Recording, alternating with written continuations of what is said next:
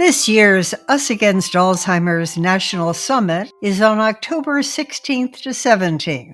This virtual gathering brings together international leaders to explore solutions to the most pressing challenges facing brain health. This year's theme, the new era of Alzheimer's. What does it mean for all of us? Don't miss our keynote speaker, Dr. Dean Ornish, founder and president of the Preventive Medicine Research Institute. For more information about the Us Against Alzheimer's annual summit, go to usa2summit.org. Welcome to BrainStorm by Us Against Alzheimer's, a patient-centered nonprofit organization. Your host, Meryl Comer, is a co-founder, 24-year caregiver, an Emmy Award-winning journalist, and the author of the New York Times bestseller, Slow Dancing with a Stranger. This is BrainStorm, and I'm Meryl Comer. This year in the U.S., health and long-term care costs for people living with Alzheimer's and other dementias are projected to reach $360 billion. Not included is the value of unpaid family caregiving, which accounts for 75% of long-term care. Our guest is leading investment advisor Ric Edelman. He is the #1 ranked New York Times bestselling author on personal finance 12 times over, and his podcast, The Truth About Your Future, ranks in the top 1% nationally. I asked him about the financial challenges faced by families and what advice he had for them about long-term care insurance. Unfortunately, there aren't very many companies in this space. There are only a few major insurance companies that are offering long-term care insurance, and that remains today the best defense for most Americans. Let me categorize this. There are three different groups of Americans that we need to be talking about: the rich, the poor, and the rest of us. The very rich don't have to worry about the cost of long-term care because they're rich. They can afford whatever it costs. They can write those checks to pay for their caregiving as well as their own treatment. The poor also don't really have to worry about this because the poor are covered by Medicaid, which is the federal health program for the poor, and Medicaid will provide for long-term care services. It's the middle class that has to worry about this because the middle class doesn't have quite enough money to pay for this, but too much money to qualify for Medicaid. And as a result, this can be financially devastating for members of the middle class. The cost of long-term care in this country, depending on the state you live in, urban versus rural, for example, these costs can easily be $7,000, $8,000 per month for providing long-term care services. And Alzheimer's patients generally incur a far higher expense because for them, it's a 24/7 requirement. Because Alzheimer's patients are often fine physically, and that means they're mobile. And that means they need to be monitored on a 24/7 basis because an Alzheimer's patient can walk around the house. They can open the door and walk outside. It's called wandering. It's a common dilemma for Alzheimer's patients. They can turn on a stove. They can pick up a firearm. They can drive a car, all without really fully comprehending what they're doing. So the cost of long-term care for Alzheimer's patients can easily be $10,000 or $15,000 per month. This is not tax deductible, and it's not reimbursed by insurance. This is why it is financially devastating for millions of American households. I mean, how long would you be able to write a check for $100,000 or $150,000 per year before you wipe out the family's finances? This is the financial devastation that occurs from this. And this is why we recommend as financial advisors that you take a look at long-term care insurance. The cost can be $6,000 or $7,000 per year for a policy. If you're married, you're going to want to get two policies. So you could be looking at $15,000 a year. But that's a whole lot less than $15,000 a month if one of you ends up needing the care. The downside is you can only get the insurance if you don't yet need it. Meaning by the time you display symptoms or that you're actually diagnosed, it's too late to get the coverage. It's like trying to buy insurance on your house after the fire. You got to get it in advance. So we encourage people to get this when they're in their 40s and 50s, when they're healthy enough to qualify for the policy. Ric, can we get personal? Because I lived exactly what you described. My physician researcher husband was diagnosed at 58 with early onset Alzheimer's. I had to quit my career to take care of him. So you have two adults in our prime and out of work. He had no long-term care insurance, so it was a straight financial bleed. Doctors said he might last 5 years. I took care of him for 24 years. I bought a long-term care policy at 50 when I saw what was happening to our lives and our finances. I bought a second policy at age 62 because at 63 the premium went up, and I knew I just didn't want to be a burden to my kids. Are there some new and smarter investment strategies to recommend? I'm so sorry to hear of your story, Meryl. You've shared that with me privately in the past. It is a shocking story, and it is all too common a tale, which is why this is a national crisis. And at the moment, most Americans don't buy long-term care insurance. They later regret it. But even those who do buy it, who are forward-thinking, who have the benefit of financial advisors encouraging them to do it, what they then discover is what you experienced, that the cost of the insurance rises dramatically over time, which has been shocking to a lot of people. They bought a policy for $2,000 or $3,000 and were later told the new premium is $6,000 or $7,000 and they can't afford even the premium. The reason this happened, as you noted, is that the insurance industry dramatically underpriced the policies. They priced long-term care insurance the way they've been pricing life insurance. And what they've learned over hundreds and hundreds of years of selling life insurance is that people tend to cancel their insurance before they die, which is why they're able to make the policies affordable. But long-term care is different, they've discovered over the past 20 years. People don't cancel these policies. They hold on to them with diamond hands because they know that as they get older, it's increasingly likely they're going to incur these costs. So the insurance companies underestimated the number of people who will file a claim, and they also underestimated the cost of those claims, that the cost of long-term care is far higher than they expected. That's a bad combination. More claims at a higher cost per claim, and this has caused a lot of long-term care carriers to simply go broke and others to quit the industry, leaving very few that are left playing the game. And the result is that the policies are so expensive that they're unaffordable for a great many American households. The government has not yet figured this out and created a national policy to resolve it. There was an effort about 25 years ago to offer long-term care insurance to everybody over 65. That was crushed by the industry. And I'm not referring to the insurance industry, but related players. So it is a dilemma. The only thing we can recommend is that you do recognize that this is a likely expense you're going to occur, not merely for Alzheimer's, but because of other medical conditions as well. And that if it comes down to sacrificing, choosing between what I'm going to do to spend my money on, that you lean heavily toward long-term care insurance. It's unfortunately, I would have to say, the lesser of the evils. Nobody likes to buy it. Nobody wants to spend the money on it. But the alternative is simply financial devastation. Rick, if in fact long-term care insurance isn't an option, are there other investment strategies to protect against bankruptcy that destroys the future plans for so many families? Regrettably, Meryl, there is no truly effective solution. I have seen people try to self-insure. I've seen people say, look, instead of giving the insurance company $5,000 a year or $10,000 a year for the cost of the policy, I'm going to self-insure. I'm going to take that 5 or 10 grand and I'm going to throw it into investments. And I'm going to do that every year for the next 20 years. And the 10 grand is going to become 200 grand. Well, that is fine if you've got the 20 years. Most people don't. If you're already in your 50s or 60s, you probably don't have 20 years before symptoms of some kind of medical issue arise. Second, you're gambling that the investments are going to perform as expected.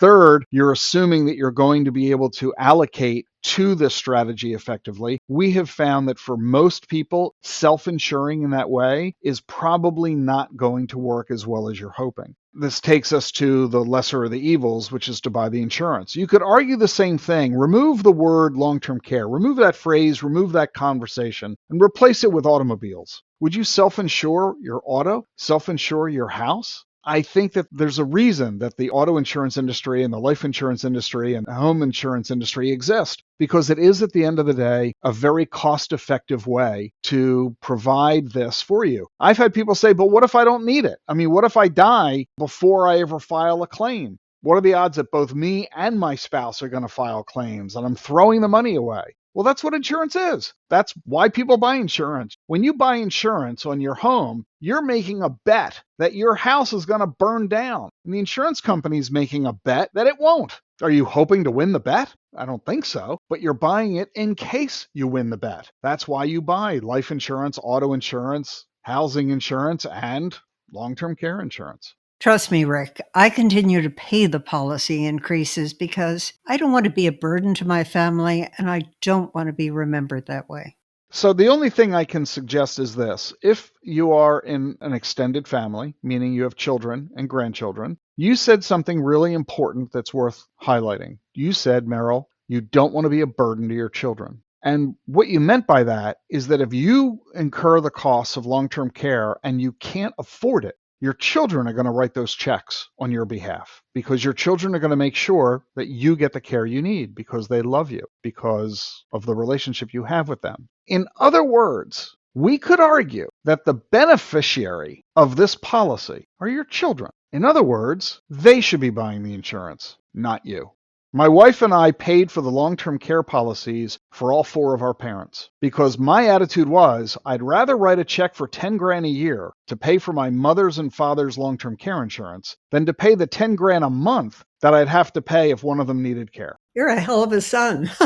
That strategy to me makes more sense than I have heard to date. Thank you. I think a lot of people listening will thank you as well. So I think we need to recognize that long-term care is a family affair. It's not merely the fact that the patient needs care. As you pointed out, it's an impact on the life of the caregiver as well. Caregivers, as you personally experienced very painfully, caregivers give up their careers. They lose their incomes. They end up spending large amounts of money on caregiving services. They have an impact on their own health. They shorten their own life expectancy. They incur their own medical issues, such as sprained muscles from trying to lift the patient, from not getting enough sleep and harming their own nutrition because they're not eating as well. Caregivers don't even go to the doctor for themselves because they're busy providing care to the patient. So their own lives are impacted in ways that you have personally experienced. So we need to recognize that long-term care is a family affair. And this means that if we're going to try to not be a burden to each other, then we need to be buying insurance on each other to help deal with this. Support for BrainStorm by Us Against Alzheimer's comes from Biogen. Driven by our commitment to patients and our strong business foundation, Biogen remains dedicated to furthering Alzheimer's disease research and treatment, aiming to help address the unmet needs in this devastating condition, with an emphasis on early-stage disease. Rick, let's shift focus. One of your most recent New York Times bestselling personal finance books is on artificial intelligence. The competition is fierce, and yet many of these companies are untested. How do you begin to evaluate them as an investment strategy? And is it similar to the advice you offered in part one of our interview on diagnostic companies?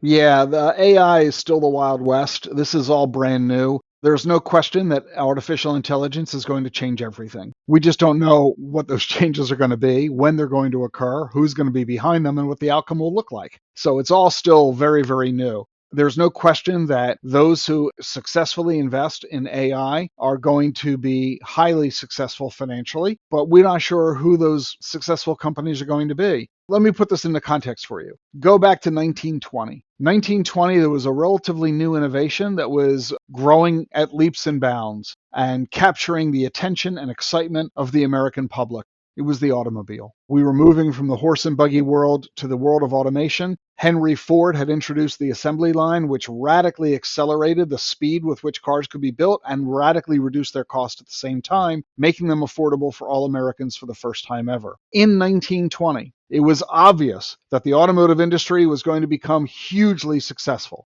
Well, wouldn't it have made sense in 1920 to buy stock in Ford? Well, keep this in mind. In 1920, there were 200 automobile manufacturers in the United States.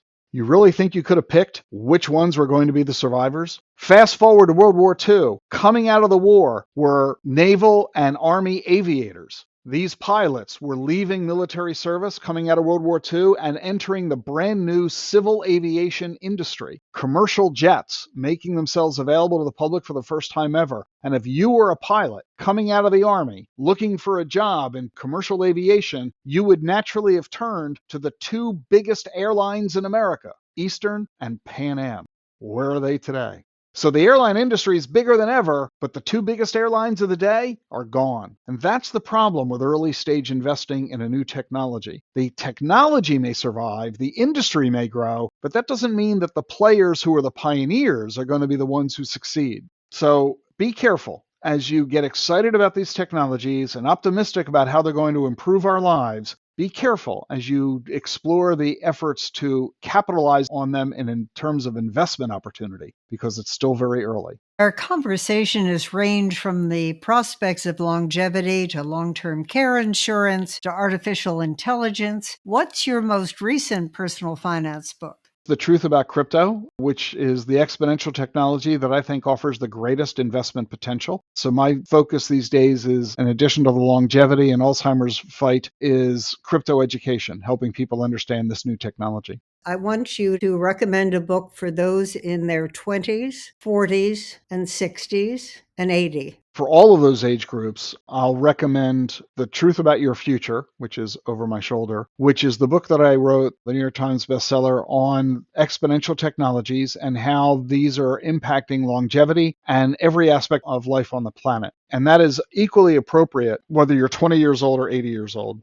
The second, which I would recommend for people from their 20s to their 60s, is the book on my other shoulder, The Truth About Crypto. Blockchain, Bitcoin, digital assets is one of the most revolutionary new technologies in the past quarter century. It is Internet 3.0. The internet, of course, invented in the 1990s. We all wish we had invested in internet stocks back then. We all missed it. Now we have an opportunity not to miss this one. So being a totally brand new asset class, most people are unfamiliar with it, don't understand how it works. It's a totally new conversation, just like computer technology was new back in the 90s. And so I would recommend that you focus on The Truth About Your Future, which is a very broad look at technology and the investment opportunities associated with that, and The Truth About Crypto, which is a deep dive in that one very specific topic of blockchain and digital assets. I've listened to your podcasts. I know you're a big proponent on brain health to delay, reduce, prevent disease, but you like to say all you need to do is take care of yourself.